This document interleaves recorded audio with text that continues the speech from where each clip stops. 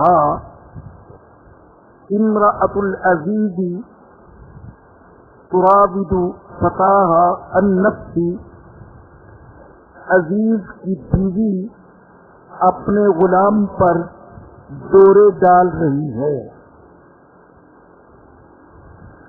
قد شغفہا حبا، اس غلام کی محبت اس کے دل دماغ پر چھا گئی ہے. انا لنراہ فی ضلال مبین، بے شک ہم دیکھتے ہیں کہ یہ کھلی ہوئی حماقت اور گمراہی میں مبتلا ہے.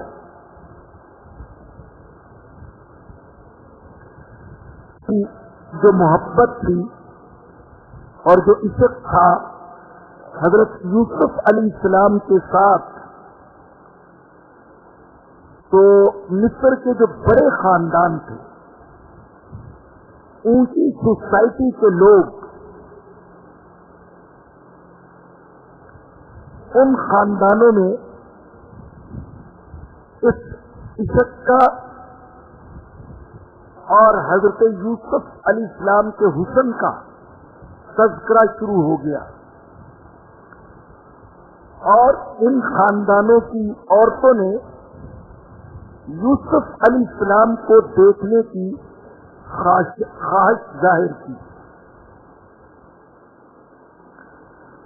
بظاہر تو انہوں نے عزیز مصر کی بیوی پر تعجب کیا اور اسے ملامت کی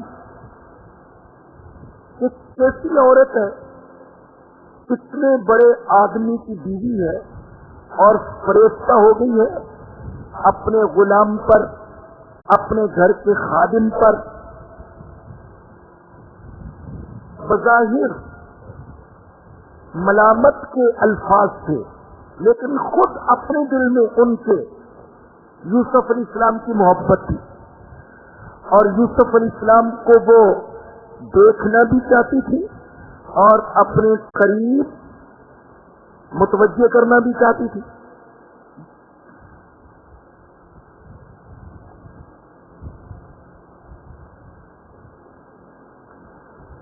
اللہ معاف فرمائے، یہ ایسے ہی ہے جیسے بگڑے ہوئے معاشروں میں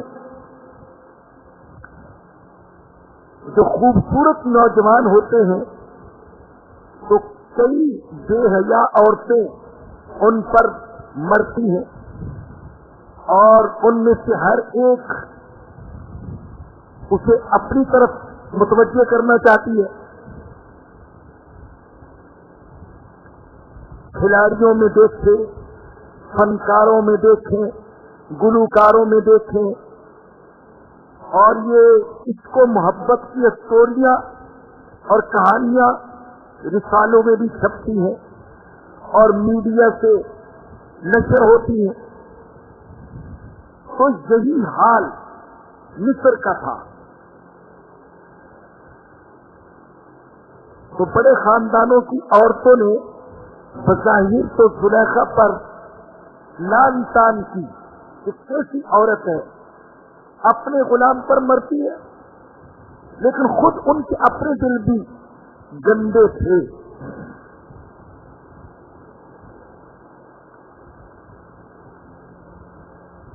اس آیت کریمہ سے ہمیں پہلا سبق تو یہ ملا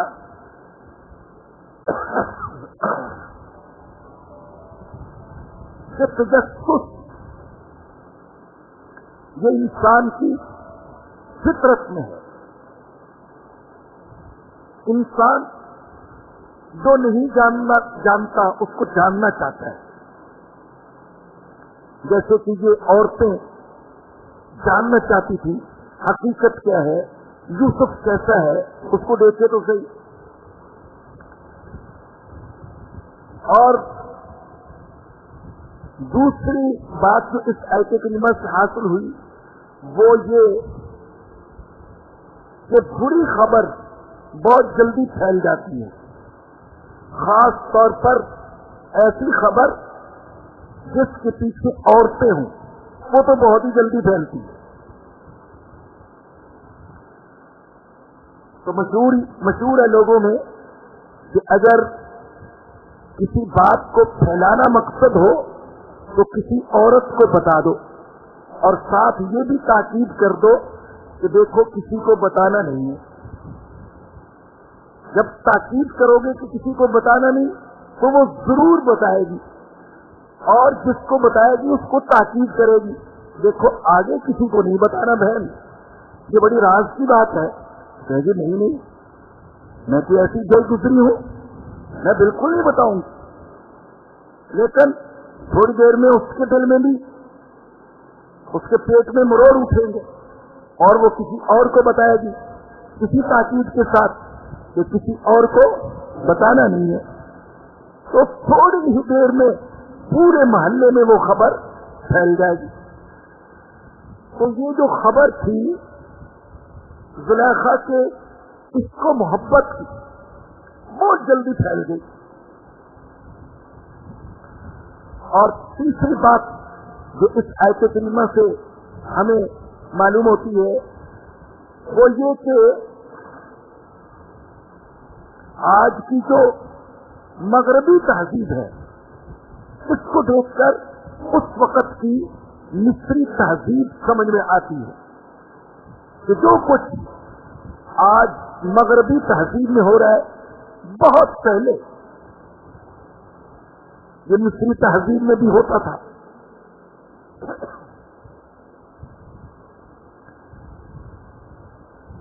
اسلام نے رشتے میں بھی نکاح میں بھی اس بات کو ملحوظ رکھا ہے کہ مرد طلبگار ہو اور عورت کو وہ طلب کرے جائز طریقے سے, اس کے والدین سے بات کر کے اس کے رشتے داروں سے بات کر کے, لیکن طلبگار مرد ہو عورت نہیں. ان تبتغوا باموالکم محسنین غیر مسافحین.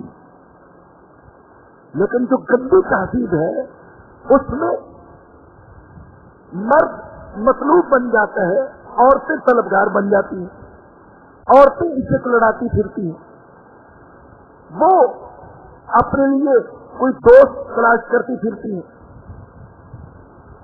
تو اللہ نے اسلام کو اللہ نے اور اسلام نے عورت کو عزت دی ہے کہ اس کو جائز طریقے سے مرد طلب کرے, نہ یہ کہ وہ اپنی عزت و ناموس مردوں کے پیچھے خراب کرتی تھی. مگر جس معاشرے میں اللہ اور اس کے رسول کی تعلیمات پر عمل نہ ہو تو وہاں اس معاشرے میں عورت کو یوں ہی ذلیل و خوار ہونا پڑتا ہے. فلما سمعت بمکرہن, جب زلیخا نے ان عورتوں کی پر فریب باتیں مکر والی باتیں سنی. اب اس سے بھی معلوم ہو رہا ہے کہ زلیخا سمجھ گئی تھی کہ یہ عورتیں مجھے سمجھانا نہیں چاہتی ہیں کہ تم اس غلام کے عشق سے باز آ جاؤ, یہ تو خود اس کے ساتھ اپنی محبت کسی نہ کسی طریقے سے ظاہر کرنا چاہتی ہیں. انداز سمجھانے کا ہے, ملامت کرنے کا, لیکن دل میں مقصد وہ خود یوسف کو طلب کرنا ہے. جیسے بعض لوگ ہوتے وہ کوئی برائی کی بات سنتے تو بتا کرتے معاذ اللہ, معاذ اللہ, ایسا بھی ہو سکتا ہے. لیکن اللہ معاف فرمائے, دل میں جو ہوتا ہے یہ برائی اس نے کیوں کی, مجھے کیوں نہ موقع ملا. تو بظاہر لوگوں کے سامنے یہ ظاہر کرنا کہ مجھے بڑی اس کام سے نفرت ہے, لیکن خود اپنے دل کے اندر گندگی ہونا, حوث ہونا. تو جب زلیخا نے ان کی مکر کی باتیں سنی, پر فریب باتیں سنی, ارسلت الیہن, تو زلیخا نے ان کو پیغام بھیجا, وَأَعْتَدَتْ لَهُنَّ مُتَّكَئًا, اور ان کے لیے خصوصی نشست گاہ تیار کی. وآتت کل واحدۃ منہن سکینہ، اور ان عورتوں میں سے ہر ایک کو چھری بھی دی. وقالت اخرج علیہم، اور یوسف سے کہا اے یوسف ان کے سامنے باہر آ جاؤ. جب زلیخا تک عورتوں کی باتیں پہنچی، فلما سمعت بمکرہن، جب زلیخا نے ان عورتوں کی مکر والی باتیں سنی، زلیخا تک اطلاع پہنچی کہ اس طرح کی باتیں عورتیں اپنی مجلسوں میں کر رہی ہیں، تو اس نے ان سب کی دعوت کی. جیسے میں نے عرض کیا کہ وہ ساری عورتیں بڑے خاندانوں کی تھیں، جن کو ہمارے ہاں بھی کہتے ہیں بڑے لوگوں کی عورتیں تھیں. اونچی سوسائٹی کی عورتیں، افسروں کی، تاجروں کی اور حکومتی کارکنوں کی عورتیں، ان کی دعوت کی اور ان کے لیے بہترین مسندیں تیار کی اپنے زمانے کے رواج کے مطابق، اور دسترخوان بچھا دیے اور دسترخوانوں پر کھانے پینے کا سامان رکھ دیا اور چھری کانٹے بھی رکھ دیے، اس لیے کہ پھل فروٹ بھی شامل تھا اس میں. اور یہ سب کچھ کرنے کے بعد جب لیڈیاں اپنی اپنی نشست گاہوں پر بیٹھ گئیں اور کھانے پینے کا سامان رکھ دیا گیا، تو زلیخا نے یوسف علیہ السلام کو حکم دیا کہ اے یوسف باہر آ جاؤ.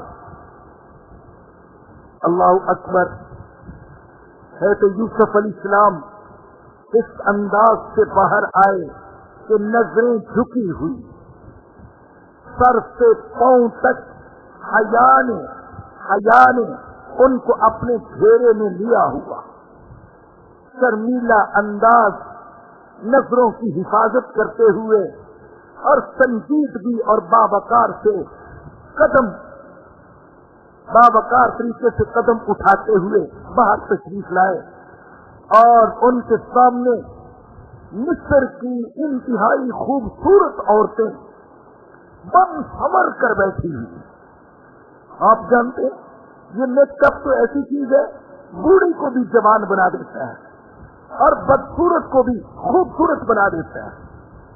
اور سابقوں میں جب بڑے خاندانوں کی عورتیں بن سنور کر جاتی ہیں، ہزاروں روپے بننے سنورنے پر خرچ کرتی ہیں، تو پھر آپ جانتے ہیں ان کے حسن کا کیا عالم ہوتا ہے.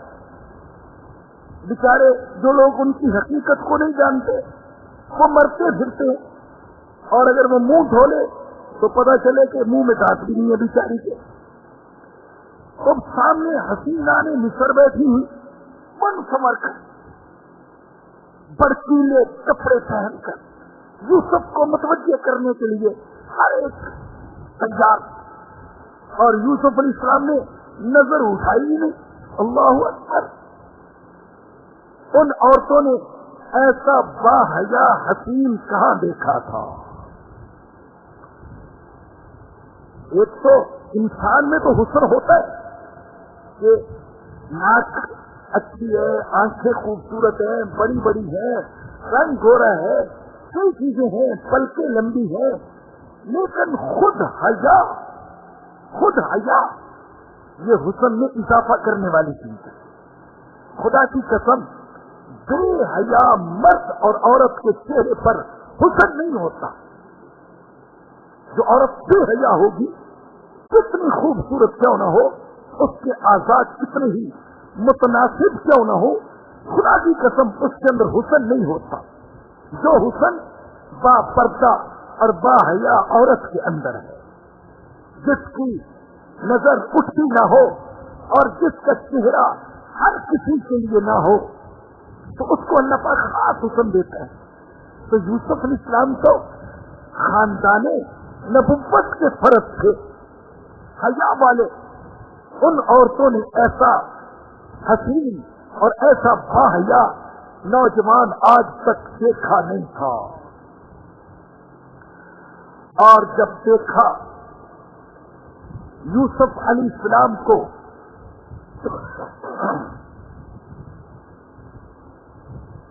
تو بعض تفسیروں میں یہ لکھا ہے کہ وہ چھریاں چلانا چاہتی تھی سامنے رکھے ہوئے پھلوں پر، لیکن ایسی مدہوش ہوئی کہ چھریاں چل گئی ان کی انگلیوں پر اور انگلیاں زخمی ہو گئی. اور مولانا ابوالکلام آزاد نے لکھا ہے کہ یہ بھی ان کا ایک مکر اور فریب تھا. انہوں نے جان بوجھ کر اپنے ہاتھوں کو زخمی کر لیا تاکہ زلیخا اپنے غلام سے کہے کہ جاؤ ان کی مرہم پٹی کرو. تو جب مرہم پٹی کرنے کے لیے آئے تو ہم اس کو اور قریب سے دیکھیں. تو انہوں نے لکھا کہ یہ بھی ان کی چکر بازی تھی. ہاتھ زخمی ہوئے نہیں بلکہ انہوں نے جان بوجھ کر لیے. اسی لیے قرآن نے جو الفاظ استعمال کیے وہ یہ ہے کہ انہوں نے اپنے ہاتھوں کو کاٹ لیا. فرمایا کہ فلما رأینہ، جب یوسف علیہ السلام کو دیکھا، اکبرنہ، تو ہکا پکا رہ گئی. وقطعن ایدیہن، اور انہوں نے اپنے ہاتھوں کو کاٹ لیا. وقلنا، اور کہنے لگی حاشا للہ ما ھذا بشرا، اللہ کی قسم یہ انسان نہیں ہے. ان ھذا الا ملک کریم، یہ تو کوئی بہت بڑا دیوتا ہے، یہ تو کوئی نورانی فرشتہ ہے، انسان نہیں ہے. اللہ اکبر.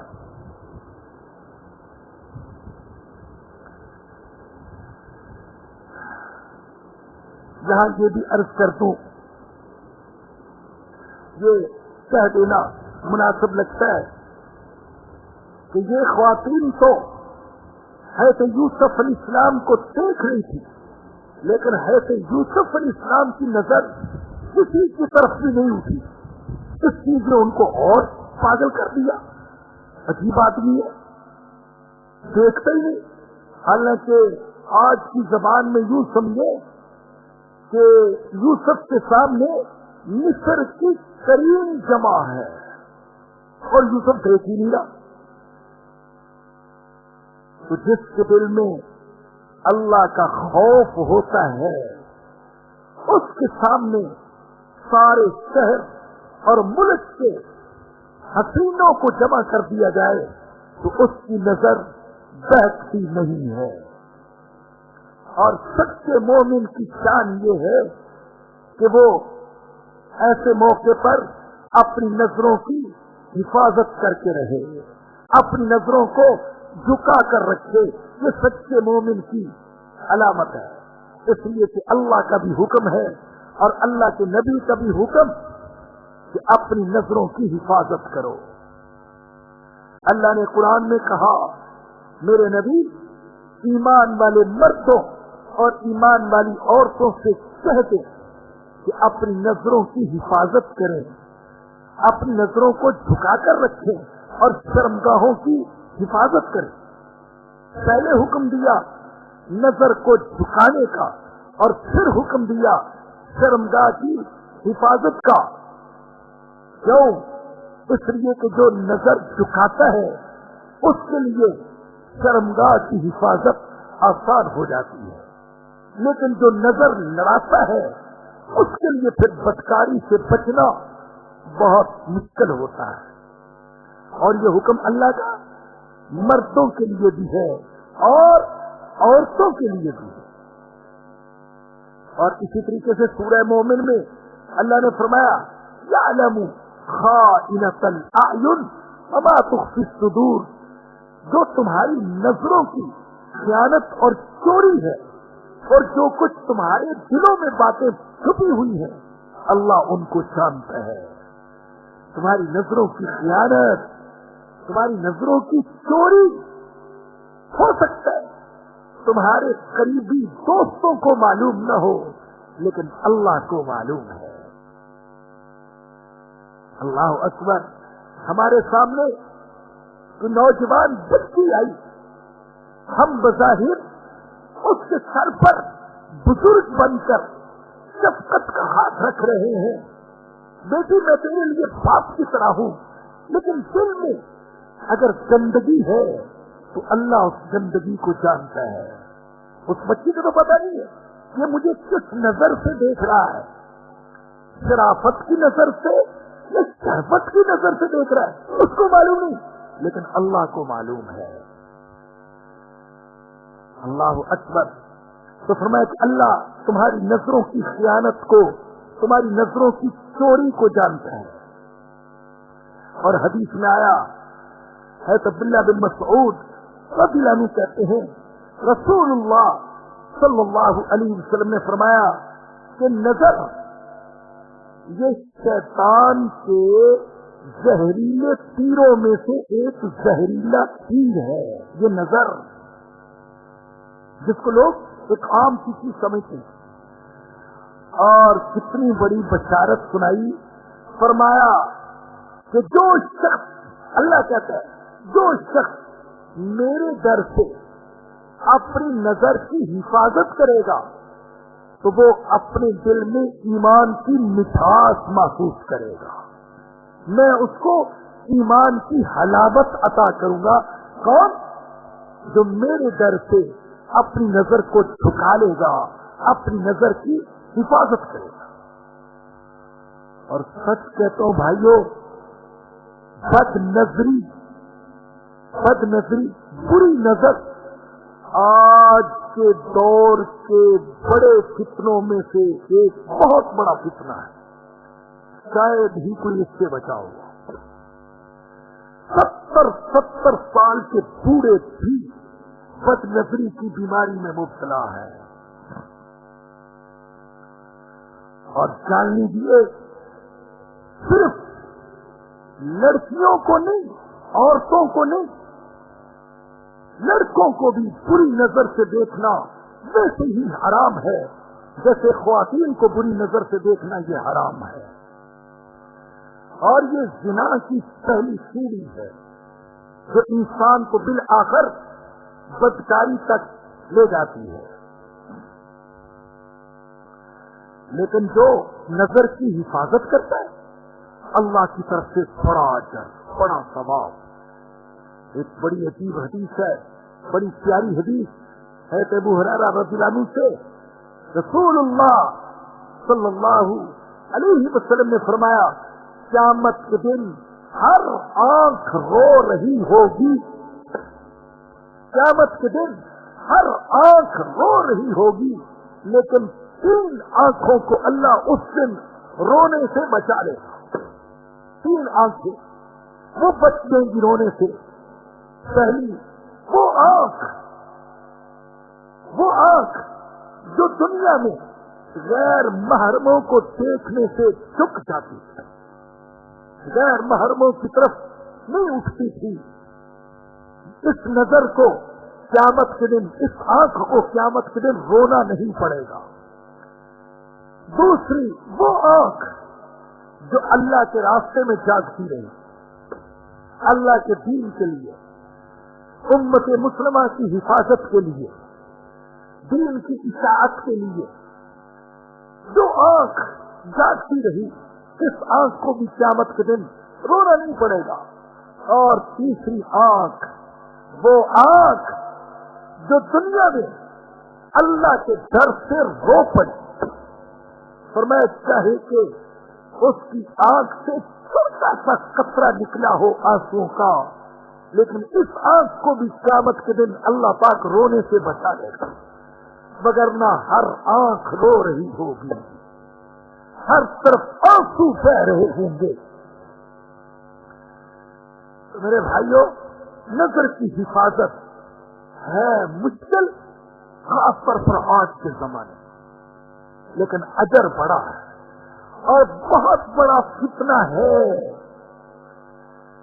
आज तो इतना फितना, अखबार देखें उसमें गंदी तस्वीरें, रिसाले देखें उसमें गंदी नहीं नंगी तस्वीरें, टीवी को देखें नंगी तस्वीर है, इंटरनेट को देखें नंगी तस्वीर है। मुझे तो इंटरनेट इस्तेमाल करना आता नहीं है, जो साथी इस्तेमाल करते हैं वो बताते हैं कि जालिमों ने ऐसा नज़म किया हुआ है, ऐसा इंतजाम किया हुआ है कि आप कोई मजहबी प्रोग्राम भी देखना चाहते हैं तो भी पहले आपको बेहया बेपर्दा औरतें देखनी ही पड़ेगी। एक साथी ने बताया कि मैंने एक दफा मक्का इस पर सर्च करना चाहिए तो उसमें भी कुछ औरतें वो बेहया किस्म की सामने आ गई। भाई क्यों? पता चला कि इन औरतों के नाम भी मक्का रखे हुए। तो इस तरीके से घेर रखा है कि किसी तरीके से बच न सके। मगरबी मुआशरा तो तबाह हो गया, आज मुसलमान मुआशरे को भी तबाह करना चाहते हैं।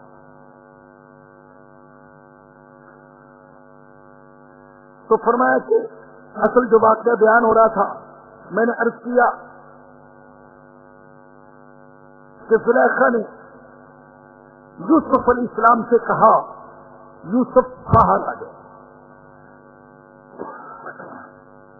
अचानक कहा और यूसुफ अलैहिस्सलाम बाहर तशरीफ लाए, लेकिन अपनी नजरों की हिफाजत करते हुए और सर को झुकाए हुए, किसी को देखा ही नहीं ये कौन है और वो कौन है, किसी को देखा ही नहीं। यही मामला सहाबा इकराम के साथ हुआ बाज़ जंगों में कि ऐसे इलाकों में सहाबा इकराम गए कि उन्होंने ये इंतजाम किया कि अपनी इंतहाई खूबसूरत औरतों को बना संवार कर रास्ते में खड़ा कर दिया और सहाबा इकराम ने किसी की तरफ नजर ही नहीं उठाई। हैरत ज़दा रह गए, ये कहाँ के लोग हैं, कौन सी मखलूक है कि जिनकी नजर उठती नहीं है। तो जब यूसुफ अलैहिस्सलाम को देखा, हक्का बक्का रह गई, अपने हाथों को काट लिया और कहने लगी, अल्लाह की कसम ये तो इंसान नहीं है, ये बशर नहीं है, इन हाज़ा इल्ला मलकुन करीम, ये तो कोई नूरानी करीम बुजुर्ग फरिश्ता है, बहुत बड़ा देवता है। बाज़ लोगों ने इससे ये नुक्ता निकाला, नबी के हुस्न से मुतअस्सर होकर नबी की बशरियत का इनकार करना ये मिस्र की औरतों का तरीका है। ये मिस्र की औरतों का तरीका है। नबी के हुस्न से इतने मुतासर हुए कि बशरियत ही का इनकार कर दिया। तो बाज लोग हजूर अकरम सल्लल्लाहु अलैहि वसल्लम के मकाम से और हुस्न जमाल से इतने मुतासर हुए कि हुजूर के बशर होने का इनकार कर दिया। कहते बशर ऐसा नहीं हो सकता। कालत फज़ालिकुन्नल्लज़ी लुमतुन्ननी फी। अब ज़ुलैखा को बात करने का मौका मिला। कहने लगी, यही है वो जिसकी वजह से तुम मुझे मलामत करती थी, मुझ पर तानो तशनी करती थी, ये है वो।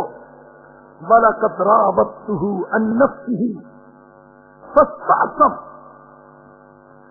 और मैं तस्लीम करती हूँ कि मैंने यूसुफ को बरगलाने की कोशिश की, लेकिन इसने अपने आप को बचा लिया, एतराफ किया सबके सामने।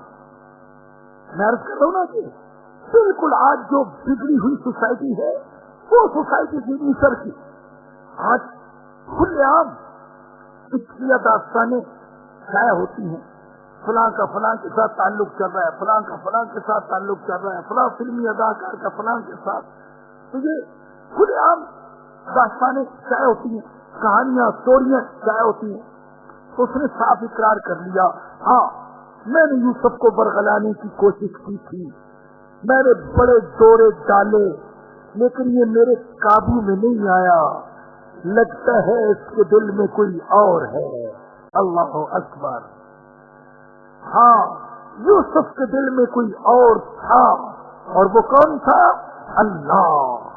और जिसके दिल में अल्लाह کی کبریائی ہو، اللہ کا جلال ہو، اللہ کا جمال ہو اور اللہ کی صفات کا یقین ہو، اسے کوئی حسن گمراہ نہیں کر سکتا ہے۔ وَلَئِن لَّمْ يَفْعَلْ مَا آمُرُهُ لَيُسْجَنَنَّ، اور اگر یوسف نے وہ کام نہ کیا جس کا میں اس کو حکم دیتی ہوں تو اسے جیل میں ڈال دیا جائے گا، کیونکہ بااثر تھی، معمولی عورت نہیں تھی، عزیز مصر کی سر چڑی بیوی تھی اور ایسی سوسائٹی کا حصہ تھی جہاں عورتیں مردوں پر غالب ہوتی ہیں، اس سوسائٹی کا حصہ تھی۔ عورتیں اپنی بات منوانا جانتی تھی۔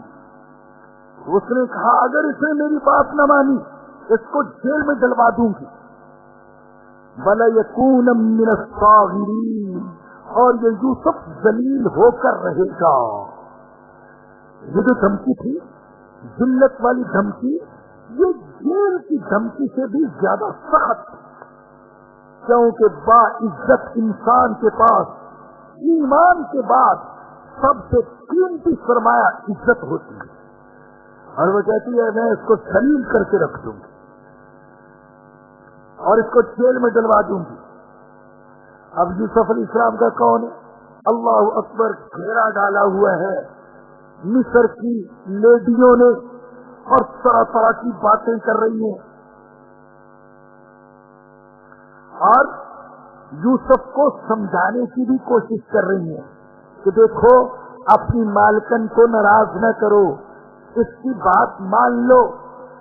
یوسف علیہ السلام نے دیکھا یہاں تو سب ہی بگڑی ہوئی ہے، کوئی ایک بھی نہیں جو عقل کی ہدایت کی بات کرے، تو اب اپنے اللہ کے سامنے ہاتھ اٹھا دیے، اللہ کی طرف رجوع کیا۔ قال رب السجن احب الی مما یدعوننی الی، میرے رب مجھے جیل زیادہ پسند ہے اس گناہ سے جس کی طرف یہ مجھے دعوت دیتی ہے۔ اب یدعوننی یہ جمع کا سیغہ ہے، جمع کا سیغہ ہے، جس سے معلوم ہوتا ہے وہ سب ہی دعوت دے رہی تھی، اکیلی زلیخا نہیں تھی، یا تو اپنے لیے دعوت دے رہی تھی یا زلیخا کے لیے یوسف علیہ السلام کو راضی کرنے کی کوشش کر رہی تھی۔ تو کہا میرے رب مجھے جیل زیادہ پسند ہے اس گناہ سے جس کی طرف مجھے یہ دعوت دیتی ہے۔ یہ اسم تفضیل کا سیغہ ہے، لیکن اس میں زیادتی کا معنی نہیں ہے۔ بظاہر تو معنی یہ بنتا ہے کہ گویا ان کی دعوت بھی اچھی چیز ہے، لیکن ان کی دعوت سے زیادہ مجھے جیل پسند ہے۔ یہاں یہ معنی نہیں ہے، بلکہ اللہ سے کہہ رہے ہیں میرے اللہ انہوں نے میرے سامنے دو صورتیں رکھی ہیں، یا تو گناہ کر لو یا جیل میں چلے جاؤ۔ تو میرے اللہ مجھے گناہ تو گوارا نہیں، جیل میں جانا گوارا ہے۔ ہمارے بزرگوں میں سے بہت مشہور بزرگ حضرت شیخ الہند مولانا محمود حسن رحمہ اللہ جب مالٹا جیل سے رہا ہو کر آئے تو ان کے شاگردوں نے اور تعلق والوں نے گویا کہ ایک قسم کی تعزیت کی کہ حضرت بڑے کٹھن حالات سے گزرنا پڑا، آپ کو بڑھاپے میں جیل میں جانا پڑا، بڑی مصیبت آئی آپ پر۔ تو حضرت شیخ الہند رحمت اللہ علیہ نے سب باتیں سن کر فرمایا، عجیب جملہ فرمایا، الحمدللہ بمصیبت گرفتارم نہ بمعصیت، میرے اللہ کا شکر ہے مصیبت میں تو مبتلا ہوا، معصیت میں مبتلا نہیں ہوا، گناہ میں مبتلا نہیں ہوا۔ اللہ کا کرم ہے، مصیبت تو چل ہی جاتی ہے لیکن گناہ سے اللہ ناراض ہوتا ہے، میرے اللہ نے مجھے گناہ سے بچا لیا۔ بعض روایات میں آتا ہے کہ وحی کے ذریعے سے یوسف علیہ السلام کو کہا گیا، اے یوسف اگر تم یوں کہتے العافیت احب الیہ، یہ نہ کہتے السجن احب الیہ مجھے جیل زیادہ پسند ہے، یہ نہ کہتے، بلکہ کہتے مجھے عافیت زیادہ پسند ہے۔ اگر یہ کہتے تو میں تمہیں عافیت عطا کر دیتا، گناہ سے بھی بچا لیتا اور جیل سے بھی بچا لیتا۔ اور یاد رکھیے ہمیشہ اللہ سے عافیت کا سوال کرنا چاہیے، مصیبت کو دعوت نہیں دینی چاہیے۔ یہ بات جو شیلے قسم کے لوگ ہوتے ہیں نا، ایسی باتیں کرتے ہیں، ہم ڈرنے کے لیے تیار ہیں، ہم گولی کھانے کے لیے تیار ہیں، ہم جیل جانے کے لیے تیار ہیں، اور پھر بعض اوقات ایسا ہوتا ہے بیچارے جیل میں چلے جائیں تو وہاں پھر پریشان ہو جاتے ہیں، معافیاں مانگتے پھرتے ہیں۔ سرفراز خان صاحب سفر رحمت اللہ علیہ انہوں نے فرمایا کہ جب ختم نبوت کی تحریک چلی تو ایک ایسا عاشق رسول بھی ہمارے ساتھ جیل میں چلا گیا کہ جیل میں ہر وقت رہائی کی دعائیں کرتا تھا، اور ایک دن دیکھا تو دعا کر رہا ہے، اے اللہ تو وہ قادر مطلق ہے کہ آدم کو تو نے جنت سے نکال دیا، مجھے جیل سے نہیں نکال سکتا۔ ایسا قادر مطلق ہے کہ تو نے آدم کو جنت سے نکال دیا تو مجھے جیل سے کیوں نہیں نکالتا؟ تو بھائی اللہ سے عافیت مانگنی چاہیے، مصیبت نہیں مانگنی چاہیے، بڑی بڑی باتیں نہیں کرنی چاہیے کہ اگر مجھ پر امتحان آیا، آزمائشیں آئی، دیکھنا میں کیسے استقامت سے کام لوں گا اور حوصلے سے کام لوں گا، جرأت سے کام لوں گا۔ نہیں بھائی، ہم کمزور لوگ ہیں، آزمائش کے قابل نہیں ہیں۔ آپ نے سنا بھی ہو تو بعض اوقات جو دعا ہے سورہ بقرہ کی آخری دعا، ربنا لا تؤاخذنا ان نسینا او اخطأنا ربنا ولا تحمل علینا اصرا کما حملته علی الذین من قبلنا، اور آخر میں ہے ربنا ولا تحملنا ما لا طاقت لنا به۔ میں تو اس دعا پر پہنچتا ہوں تو یہ کئی بار مانگتا ہوں، اے ہمارے رب ہم پر کتنا بوجھ نہ ڈال دینا، ایسی آزمائش میں مبتلا نہ کر دینا جس کو برداشت کرنے کی ہمارے اندر طاقت نہ ہو۔ اللہ اسے ایسے امتحان میں ڈال دے ہم برداشت نہ کر سکے، اور پھر خدا نہ کرے ہم نہ شکرے بن جائے، اللہ نہ کرے ہم اللہ سے شکوے کرنے لگے، اللہ کی گستاخی کرنے لگے، تو کیسا اللہ ہے مجھے اس مصیبت میں ڈال دیا، اس پریشانی میں ڈال دیا۔ آزمائش میں پڑھ کر نماز سے محروم ہو جائے، دین سے دور ہو جائے اور مسجد سے دور ہو جائے، تو اللہ سے یہ دعا کرنی چاہیے کہ اللہ ایسی آزمائش میں نہ ڈالنا جس کے برداشت کرنے کی ہمارے اندر طاقت نہیں ہے، اس لیے ہم بڑے کمزور ہیں۔ بلکہ اللہ سے عافیت کی دعا کی جائے، سلامتی کی دعا کی جائے۔ تو فرمایا کہ رب السجن، اے میرے رب مجھے جیل زیادہ پسند ہے اس گناہ سے جس کی طرف یہ مجھے دعوت دیتی ہے، وَإِلَّا تَصْرِفْ عَنِّي كَيْدَهُنَّ۔ ارے کیا کیسے تھے اللہ کے نبی، اللہ کے نبی کیا کہہ رہے ہیں، اے اللہ اگر آپ نے ان عورتوں کے مکر و فریب سے میری حفاظت نہ فرمائی، اَتُوبُ إِلَيْهِنَّ، تو ہو سکتا ہے میں ان کی طرف مائل ہو جاؤں، وَأَكُن مِّنَ الْجَاهِلِينَ، اور پھر میں جاہلوں میں سے ہو جاؤں۔ اللہ اکبر، گویا کہ اللہ کے نبی کہہ رہے ہیں، اے اللہ نہ نیکی کرنا میرے اختیار میں ہے، نہ گناہ سے بچنا میرے اختیار میں ہے، جب تک کہ تیری مدد شامل حال نہ ہو۔ اے اللہ اگر تو نے ان کے مکر و فریب سے بچنے کی مجھے توفیق عطا نہ فرمائی تو ہو سکتا ہے میں گناہ میں مبتلا ہو جاؤں، مجھے اپنے تقوی پر اور مجھے اپنی عفت و عصمت پر اور طہارت و پاکیزگی پر ناز نہیں ہے اللہ، مجھے گھمنڈ نہیں ہے، بلکہ میرا سارا اعتماد تو تیری ذات پر ہے، تو ہی بچا سکتا ہے. جو ہمیں اللہ کے نبی نے مبارک کلمہ سکھایا اور جس مبارک کلمے میں فرمایا یہ عرش کے نیچے کے خزانوں میں سے ایک خزانہ، وہ کلمہ ہر وقت پڑھنا چاہیے. لا حول ولا قوت الا باللہ. کیا مانا؟ نہ نیکی کر سکتا ہوں نہ گناہ سے بچ سکتا ہوں جب تک کہ میرا اللہ توفیق نہ دے. یہ اس کا معنی ہے.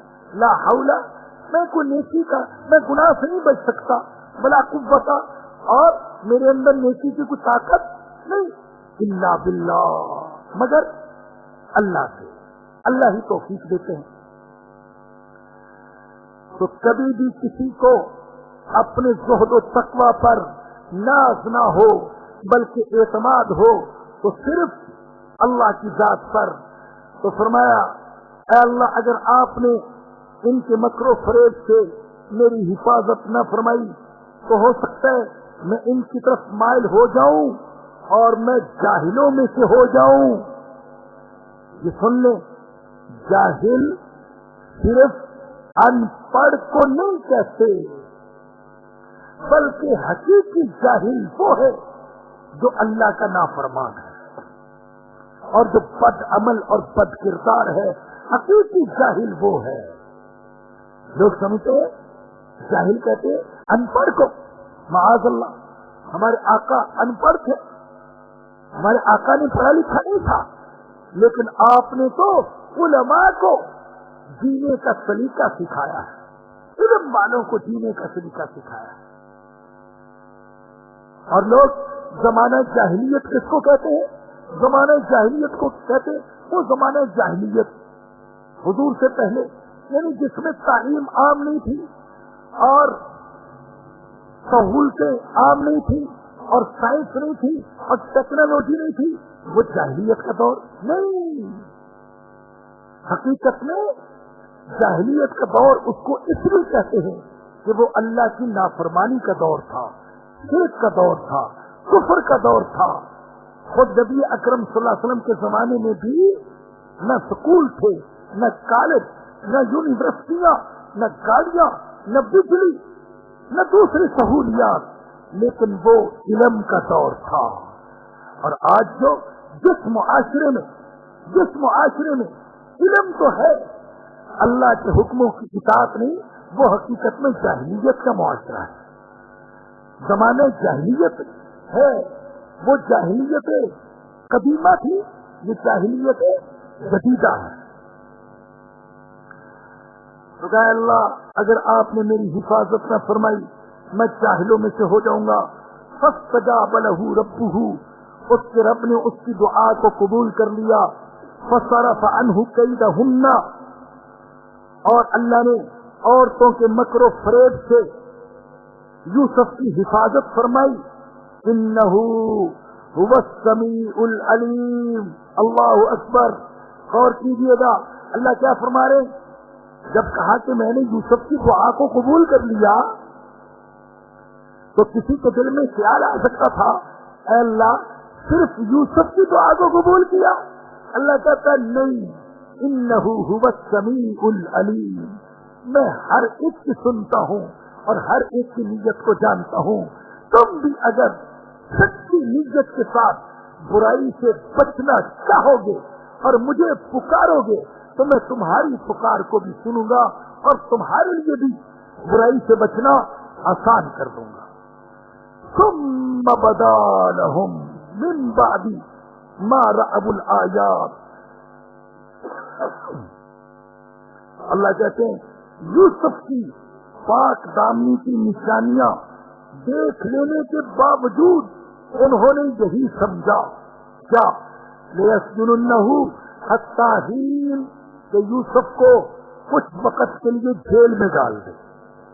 ساری نشانیوں سے یوسف علیہ السلام کی پاک دامنی ثابت ہو رہی تھی، لیکن اس کے باوجود عزیز مصر نے یہی مناسب سمجھا کہ کچھ وقت کے لیے یوسف کو جیل میں ڈال دیا جائے. ایک تو اس لیے کہ جب یوسف کو جیل میں ڈال دیا جائے گا تو یہ زلیخا کا جو عزت کا شعلہ ہے یہ سرد ہو جائے گا اور دوسرے لوگ اس معاملے کو بھول جائیں گے، مگر نہ آج ہر طرف اس کا ذکر ہے تو خام خواہ بدنامی ہو رہی ہے، تو کچھ وقت کے لیے یوسف کو جیل میں ڈال دیا جائے۔ تو اگلا درس جو ہوگا وہ جیل کے حوالے سے ہوگا، تو پابندی سے شرکت فرمائیں بھائی، اللہ نے توفیق دی تو الحمدللہ میرے اللہ نے میری تمناؤں میں سے ایک تمنا اور بھی پوری کی ہے۔ بہت عرصے سے میری حسرت تھی کہ اللہ پاک سعودیہ کا کوئی ایسا ویزا عطا فرما دے کہ جس کے ذریعے سے ہر اس جگہ جا سکیں جہاں نبی اکرم صلی اللہ علیہ وسلم تشریف لے گئے۔ تو الحمدللہ اللہ پاک نے ایسے ویزے کا انتظام فرما دیا، اور 14 جولائی کو انشاءاللہ سفر کا ارادہ ہے، تو اس وقت تک آپ حضرات سن لیجیے، وگرنہ پھر پتہ نہیں زندگی رہے نہ رہے اور ملاقات ہو یا نہ ہو، تو پابندی سے شرکت فرمائیں۔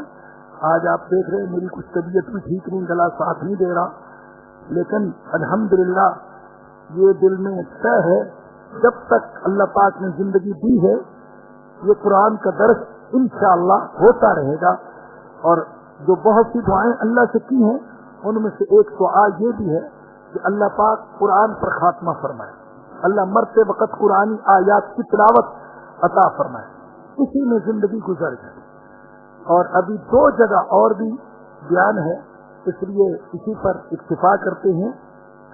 اللہ پاک ہماری حاضری کو اپنی بارگاہ میں قبول فرمائے۔